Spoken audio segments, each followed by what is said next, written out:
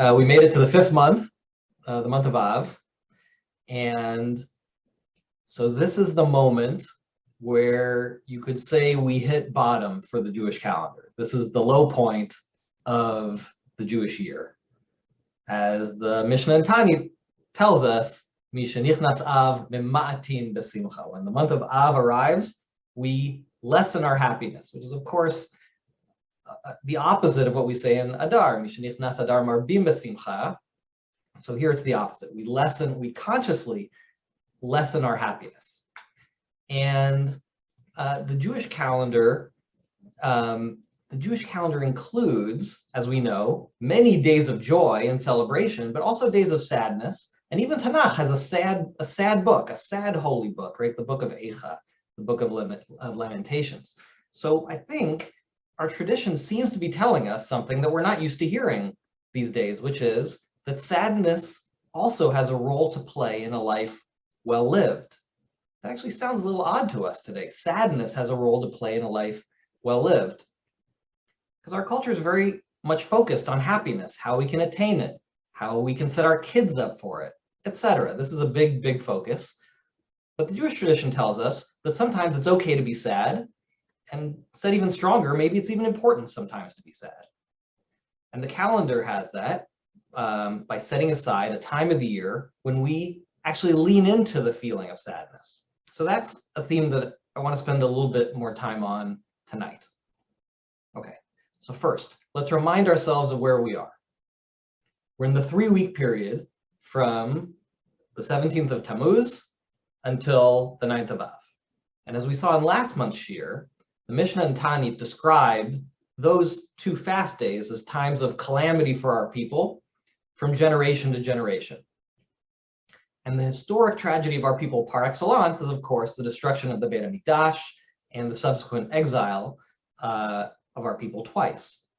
First at the hands of the Babylonians in 586 BCE, and then at the hands of the Romans over 600 years later. Right? It's actually, sometimes we don't even think about how long that was in between, but over 600 years later, another version of the same thing happens again. And during the 3 weeks, the custom, as we know, is to take on certain rituals of mourning. And there are different periods and there are different things that we do. We don't make a Shechayanu blessing, so we kind of avoid new exciting things. There are restrictions on having weddings, on listening to music, getting haircuts, etc. We consciously lower the level of happiness and excitement in our lives for that period. And it's notable, as many have noticed, that the laws of mourning during the 3 weeks work differently, and you might say the opposite, as compared to the laws of mourning that follows the death of a close relative. So when we mourn the death of a relative, the intensity of the mourning period starts at its peak, and then it winds down over time. So Shiva is the strictest period of mourning. The most intense ritual mournings are during Shiva, and then we ratchet down a level during Shloshim, and then we ratchet down a level further for the full month, for the full year of mourning. Okay, so that slow ratcheting down of the mourning ritual makes sense because we're trying to reintegrate someone who's experienced a great loss in their life, and we're trying to reintegrate them back into normal life, and that has to happen in phases. So the halakha recognizes this. We allow and actually encourage the mourner to grieve, right? Not to bottle things up, but then over time, the mourner is encouraged to lessen that level of grieving until they're ready to get up, and that's the end of Shiva. Okay, now the laws of the 3 weeks work exactly the opposite. Chazal implemented a series of time periods during which we gradually ratchet up the mourning as we move through the 3-week period. So first, we start with the beginning of the 3 weeks, starting after Shiva Asar B'Tammuz, and we have one set of restrictions. And then the signs of mourning increase during the 9 days that are the first 9 days of the month of Av, right? And then the restrictions become even more intense during what we call Shavua Shechal Bo, the actual week during which Tisha B'Av falls. Okay, and in this sense, the progression of mourning the Chazal instituted for the 3 weeks, right, as we said, is the opposite of the mourning experience when we lose a relative. And that's because when it comes to you might say, that as opposed to the mourning for a relative, where Chazal give us a system to wean us off of our grief. In the case of mourning for the tragedies of Jewish history, Chazal instituted a system that gradually brings out from within us a feeling of loss and sadness. So it seems that the ritual is designed to elicit our sadness rather than to ease our sadness, which is really different. And it seems that Chazal understood that we need to help people increase their sensitivity to something, especially something that happened long ago. So we ratchet up slowly, again, the mourning practices until they reach a crescendo at Tisha B'Av itself. Okay, then one more piece of introduction, and then we'll get into a couple of sources that will get us in the mood for the month of Av. Okay, so Tisha B'Av, as we know, is the day on which both the first and second temples were destroyed. But more broadly, Tisha B'Av has become a day on which we commemorate the many tragedies that litter Jewish history. We talked a little bit about this last month, but Tisha B'Av specifically, that in the same way as the Mishnah that we went through last month laid out a series of tragedies starting from the generation of Egypt and all the way until basically the times of the Mishnah, when the Mishnah was written, we continue that tradition by looking at Tisha B'Av as also the day on which tragedies have continued all the way to our times. So that list includes the starting of the Crusades on Tisha B'Av. The expulsions from England and Spain are said to have happened on Tisha B'Av. Apparently Germany declared war on Russia on Tisha B'Av 1914, and that declaration of war kicks off World War I, and you might say is a cause of World War II ultimately. Anyways, that whole idea is continuing in the tradition of the Mishnah, but taking it all the way to our day. It's Tisha B'Av is basically the catch-all day on which we recall and mourn for all the tragic episodes of Jewish history. So that's what we're trying to channel. Okay, but at the end of the day, first and foremost, Tisha B'Av is the anniversary of the destruction of the Batei Mikdash. Okay, so given that, we're going to go through a couple of sources that focus on this concept of the mourning or the ritual that we have that relates to the destruction of the Beit HaMikdash, and it's going to be based on a very classic, very beautiful idea from Rav Soloveitchik, who pointed out that it's important to separate in our minds and to recognize that there are two ways that we ritually commemorate the Beit HaMikdash. Okay, so we're going to go through them in source, but just to give the intro. One is what we might call Zecher L'Churban, commemorating the destruction of the Beit HaMikdash, Zecher L'Churban, okay? And the second is what we might call Zecher L'Mikdash, which is commemorating the temple itself, commemorating the Beit HaMikdash itself, not just its destruction, but actually the Beit HaMikdash itself. Okay, so to give a feel for this distinction, we're going to go through two sources. One is a Gemara from Baba Batra, one is a Gemara from Sukkah, and I think after we're done with them, it'll be clearer what the difference is between the Zecher L'Churban and Zecher L'Mikdash. Okay, so let me share screen and we can go through those together.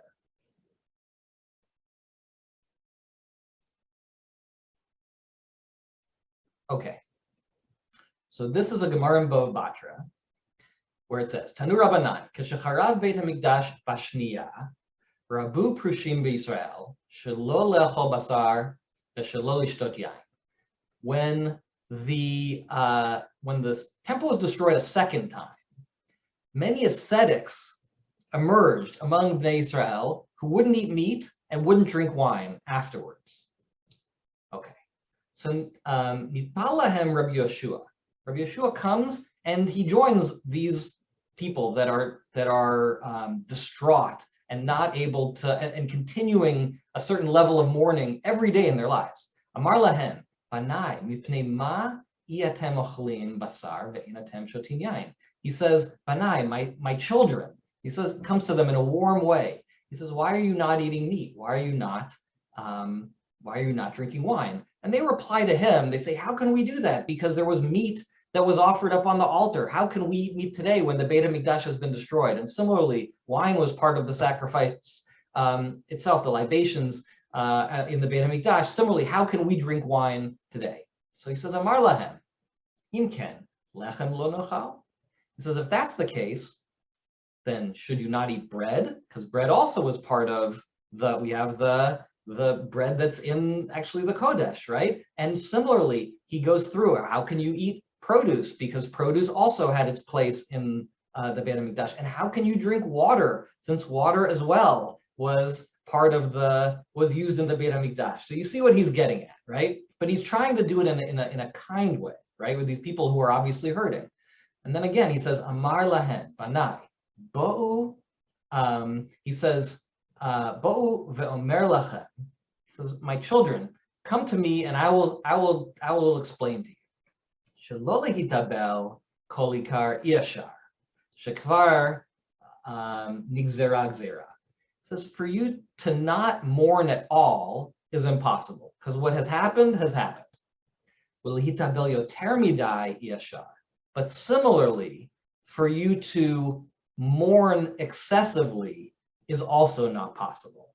And he gives a principle of halacha, which is that we don't create laws that are so onerous that it's impossible for the community to maintain them. But again, he's getting across to them that the way in which they are mourning the destruction of Beit HaMikdash is excessive. Okay, and then continuing on, he says, Ella. He says, here's what you can do. Kach amru chachamim. This is what the chachamim taught. Sad adam et beito besid umeshayer bo davar muat. When you are plastering your home, leave a little bit unfinished. And similarly, when you're in the next statement, when you're getting your meal, when you're going to have your wonderful, delicious meal, maybe set a little treat aside and say, you know what, we're not going to have this. We're not going to have the full enjoyment. And similarly, women, when they are prepping themselves, maybe they should go quite as far. And then finally, the Gemara says, this is the Gemara asks, "My al rosh simchati." What does it mean in the line that we say al rosh simchati? It says, Amar Rav Yitzchak ze efer maklebe rosh chatanim. That is the ash that we put on the head of a chatan. Okay, so all of these are examples of what we're calling zecher lechurban. Right? This Gemara in Baba Batra gives you a sense of what does it mean to remember the Beit HaMikdash, but remember specifically the Churban. Right? And it starts, just to recap what we saw, it starts by giving a sense of how catastrophic the loss of the Beit HaMikdash was to people. And then Rabbi Yeshua explains to the people that they have to find a balance, right, between appropriately mourning the Beit HaMikdash while continuing to go on with life. And the recommendation, of course, is that we shouldn't give up on life, but instead we should find ways to embed Zecher L'Churban in our lives. And even in our times of joy, right? And that obviously we recognize from weddings even to this day, right? By ritualizing our grief, it actually serves two purposes. One is, so we ritualize our grief. On the one hand, it makes sure that it's sustained. It makes sure it's never forgotten. On the other hand, actually, we make sure that it's boxed and it's somewhat constrained. And actually, it serves both of those purposes, okay? To make sure, right? It's sustained, but it's not excessive. So let's call that Zecher L'Churban. Okay, now let's go through the Gemara in Sukkah that gives a sense of something different, which is Zecher L'Mikdash. Okay, so let's do that. So this is a Mishnah that shows up actually in a few places, but including in Sukkah. It says, the Mishnah says, Barishona haya lulav nital b'mikdash shiv'a uva medina yom echad. So it used to be, back in the days of the Beit HaMikdash, that people would carry a lulav in the Beit HaMikdash itself all 7 days of Sukkot. But during the days of the Beit HaMikdash, you only took a lulav on the first day. If you weren't in the Beit HaMikdash itself, you only carried your lulav the first day. Mishachara Beit HaMikdash, hikin Rabban Yochanan ben Zakkai, sheyehe lulav nital b'medina shiv'a, zecher l'mikdash. But after the destruction of the Beit HaMikdash, Rabban Yochanan ben Zakkai decreed that the people should carry a lulav all 7 days of Sukkot. That's what we do, right? But that we would not have done that in the days of the Beit HaMikdash. Why do we take a lulav every day of Sukkot today? We actually do that zecher l'mikdash, to remember that in the days of the Beit HaMikdash, in the Beit HaMikdash itself, you would have carried the lulav and taken the lulav for all 7 days. So that's the Mishnah in Sukkah. The Gemara then asks, Menalan de Avdinan Zeich LaMikdash. Gemara says, well, where did Rabbi Yochanan ben Zakkai even come up with this idea that we should create new rabbinic laws that that create mitzvot basically that are Zecher LaMikdash? So Amar Rabbi Yochanan, the Amar Kra, because there's a pasuk in Yirmiyahu that says, Ki e'aleh aruchalach umimachotayich erpaech ne'um Hashem. So I'm going to heal you, all right? I'm going to heal your wounds. I'm going to restore your health and heal your wounds. Ki nidche karu lach Tzion, because you have, Tzion has been called an outcast, okay? And here's the key line that the Gemara is going to key in on. Doresh ein la. No one is seeking her. No one is seeking Tzion, okay? So Hashem says, I'm going to heal you from all of your pain. Remember, this is Yirmiyahu, right? So this is Yirmiyahu, the prophet of the destruction. He says, his prophecy is that Hashem will heal our pain. And when it comes to Tzion, even though it's been an outcast and no one is chasing, no one is pursuing her, no one is seeking her, the Gemara interprets that to mean Doresh ein la miklal de bayadrisha. That line that no one is seeking Tzion, the message to us is that the healing of the first part of the pasuk requires that someone does pursue Tzion. Okay, so this is the Gemara is finding like kind of a, you call it an asmachta, whatever. It's a hint in a text that's basically saying this line in Yirmiyahu tells us that we ourselves must pursue Tzion. We must pursue the Beit HaMikdash, and that will be a source of healing, right? So then, sorry, I actually skipped one. The last line of Mishnah said that in addition to carrying the lulav for 7 days, Rabbi Yochanan ben Zakkai also made another zera, or another enactment of the law. Sheyeh Yom Hanef Kula Asur. So what that means is that when it comes to eating new grain, we don't start eating the grain of the new year until after the certain tnufa ceremony, waving of the grain happened at the Beit HaMikdash. That's what would have been in the days of the Beit HaMikdash. Okay, and as soon as that was completed, people could say, okay, great, we get to start eating our new grain. So what Rabbi Yochanan ben Zakkai instituted is that he said, of course, we don't have the tnufa anymore. That's not relevant. But actually, on the same day, we're going to make a point on the 16th of Nisan, basically the day after the first day of Pesach, that you don't get to start eating new grain until that full day is over. Okay, so this is the Gemara's next question. But Shehen Yom Hanef, my taima. Gemara asks why? What is Rabbi Yochanan ben Zakkai trying to achieve by saying you can't eat the new grain until the full day of this Yom Hanef has passed? And it answers Mehira Yibaneh Beit HaMikdash, because soon the Beit HaMikdash hopefully will be rebuilt, and at that point, I will paraphrase, it will be important that we remember that this Yom Hanef is an important day. And if we stop celebrating Yom Hanef and we lose that, then when the Beit HaMikdash comes back the next time, we won't be in the practice of knowing how to celebrate appropriately. Okay, so let's stop sharing and let's think a little bit about what all of this meant. Okay, so to recap a little bit what those two Gemarot were about. So the first one we said was, we're calling that Zecher LeChorban, remembering on an ongoing basis the tragedy of the destruction. And an example of that would be breaking the glass at a wedding, right? At the end of a wedding, the Ramah, right, says, actually quotes, brings down this idea of breaking a glass, and that is Zecher LeChorban. That is, we take away from our joy at a wedding, and we have an ongoing sense of sadness, right? That is Zecher LeChorban, as opposed to Zecher LeMikdash, which is memorializing the Beit HaMikdash in a positive way so that it stays current in our lives, so that we remember the Beit HaMikdash in its built form, not in its destroyed form, which is different, right? It's different than grieving for its destruction. And an example of that would be in our regular lives would be washing our hands.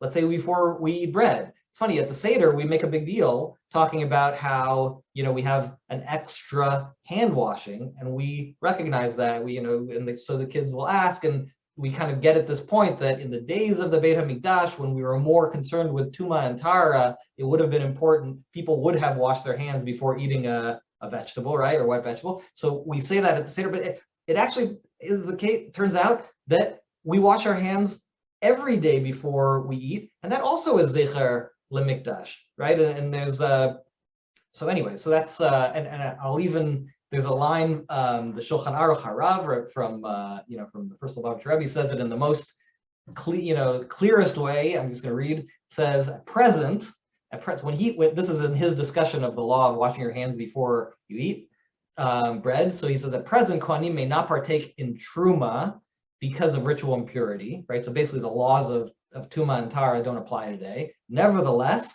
this ordinance of washing hands was not nullified, so that Bnei Israel will be habituated to eat in a state of ritual purity when the Beit HaMikdash is rebuilt.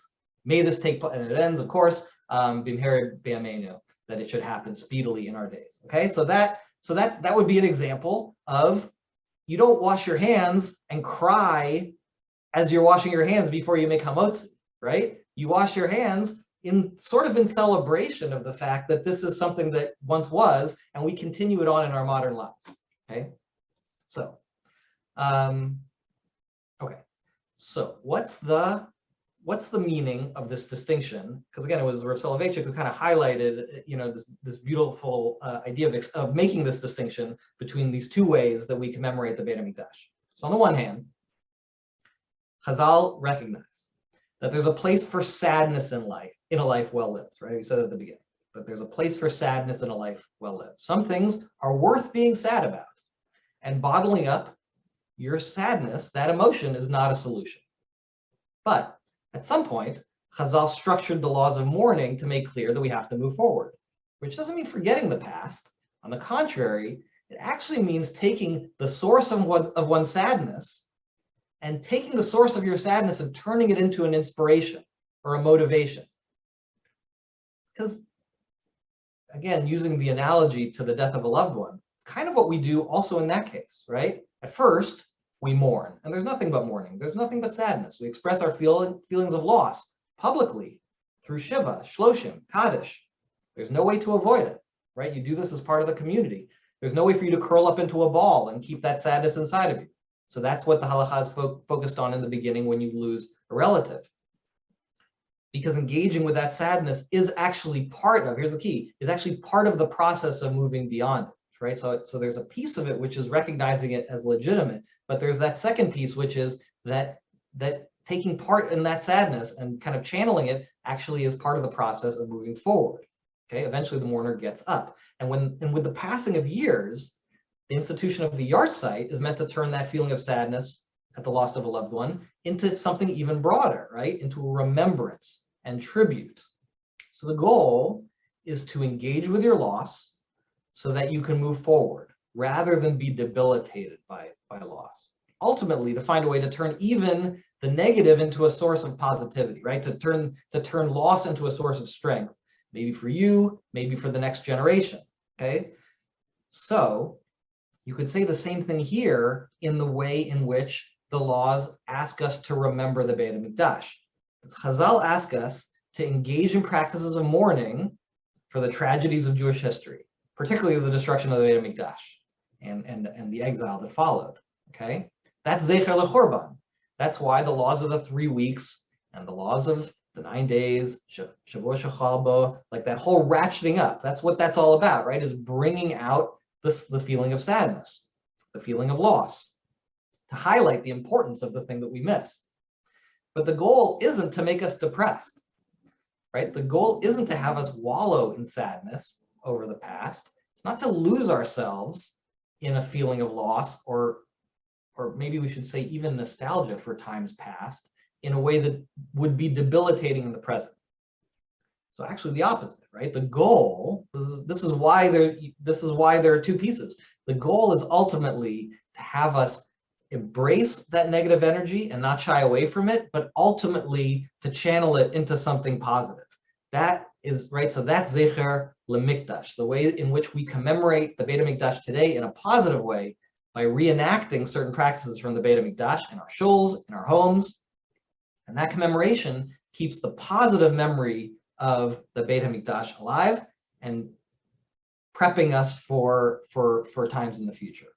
Okay, so we have both of these aspects: mourning the past and celebrating / commemorating the past. Ultimately, it's about finding a balance. That's okay. So that's, I think, hopefully that point is clear. So now let's look at an example. Okay, maybe the best known time when we say Zecher LeMikdash is at the Seder. Okay, again, we say Zecher LeMikdash Kehillel, right? Kenas HaHillel Bizman Shebeit HaMikdash Haya Kayam, Haya Korech, perhaps Pesach, Matzah Umaror Ve'ochel B'yachad, right? We know that we make the Hillel sandwich, okay? So let's just think about that a little bit. Zecher LeMikdash Kehillel. As I said when we were talking about washing our hands, this isn't meant for us to sit there munching on our Hillel sandwich with a tear falling down our eyes, sadly mourning the loss of the Beit HaMikdash, right? I don't think that's actually the interpretation, but rather, we remember the days of the Beit HaMikdash on the night in which we celebrate our freedom from Egypt. Now, this is obviously wrapped up in the whole concept of a Seder having, two sides to it, one being more focused on Ganai and one more on Shevach. So clear, but this is a point where we go. This is late in the game late enough in the game of the Seder where our focus is kind of shifted, and so anyways, we recall, we eat the korech to remind us, I would say in a positive way, of the way that we used to eat the Korban Pesach in the days of the Beit HaMikdash. The example of the korech is actually particularly interesting because I think that one goes even a little bit deeper, because the whole idea of the korech, the whole idea of Hillel's insistence that we eat the meat of the Pesach sacrifice, which is the symbol of freedom, together with matzah, which has the dual imagery, right, of being freedom but also poor man's bread, and with maror, which is clearly the symbol of bitter slavery, right? The imagery of eating all of that together at the end of the day, when the Torah says al matzot umarim yochlu, this isn't a Hillel thing, this is a Torah thing. The idea of eating it all together, one way of interpreting that is that these are not just separate things. In life, the good and the bad are all wrapped up together, right? You don't just eat your maror and mourn the bad, and then just eat your Pesach and celebrate the good. It's all one big sandwich.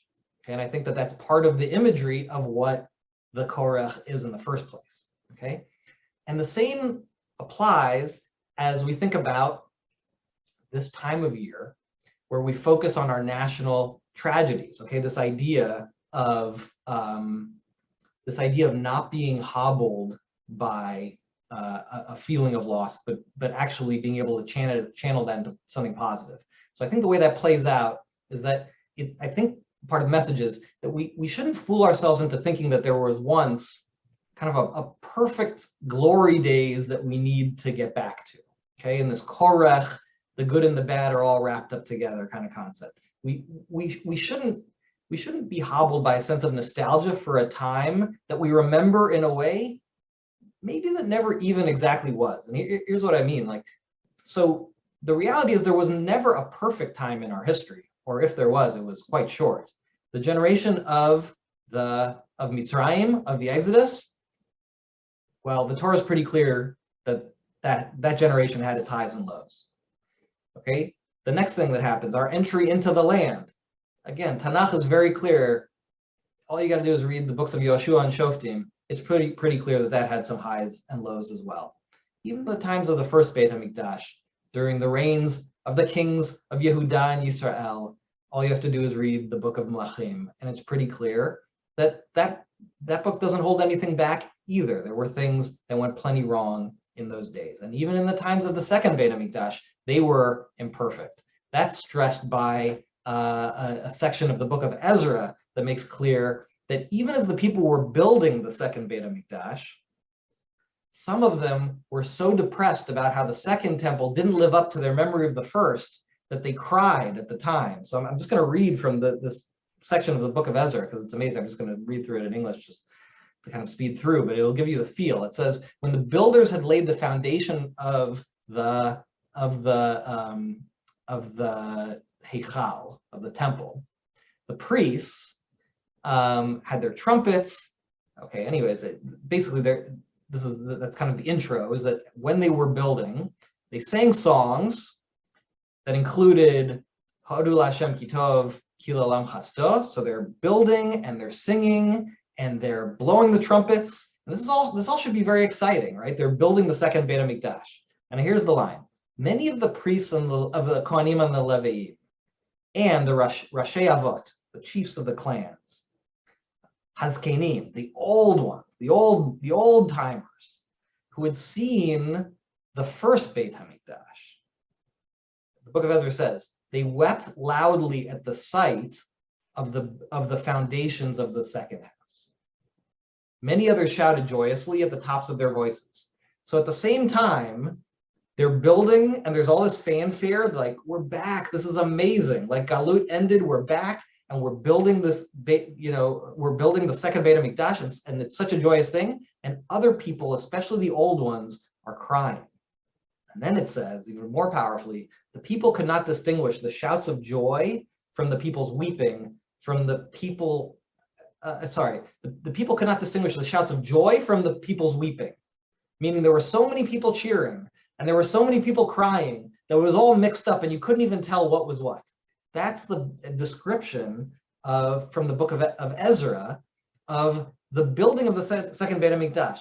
And that perhaps is a sense of kind of being crippled by a feeling of sadness for something that was, that maybe is I think the message has kind of gone too far. When it's time to build the second Beit HaMikdash, build the second Beit HaMikdash, So having that much crying wrapped in just feels like a little bit too much. And just, a tiny bit of commentary, but I would say even in our day, I would say the modern application of that, is there are people who struggle to celebrate the state of Israel, right? Which in some sense has like a certain, analogy to the people coming back, and in that case of Ezra, building the second Beit HaMikdash. In this case, we're talking about building the state of Israel, which is a different thing. But the analogy I guess I'm trying to get across is that some people, the fact that it's imperfect keeps them from being able to celebrate it.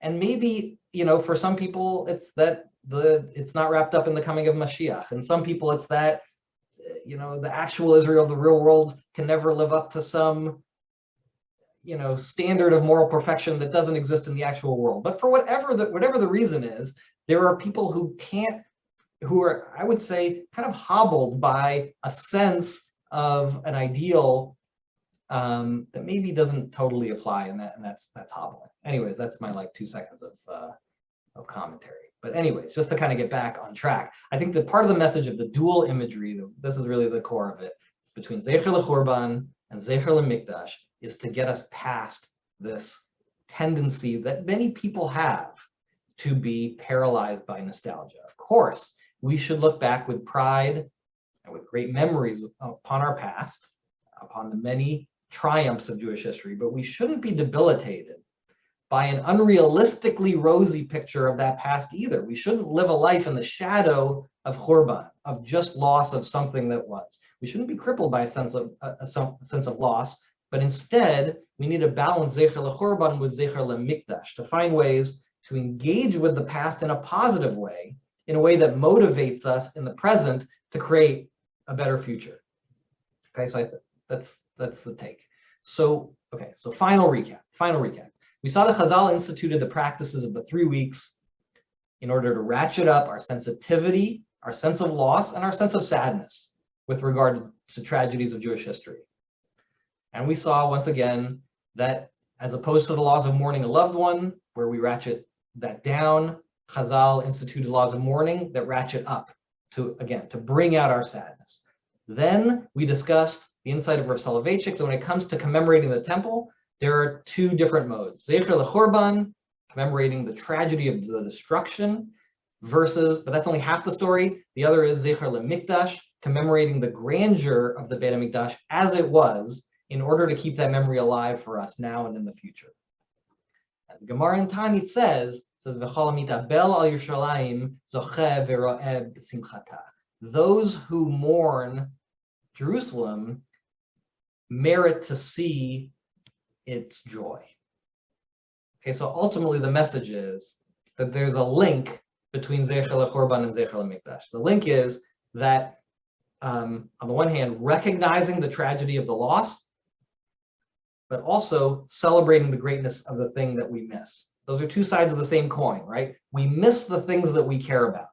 And getting in touch with that sense of loss is crucial to leading us to better days in the future. So with that, great to see everyone. Wishing you a month in which we harness all of our emotions, the happy ones and the sad ones, to bring out the best in ourselves and to point us to better days in the future.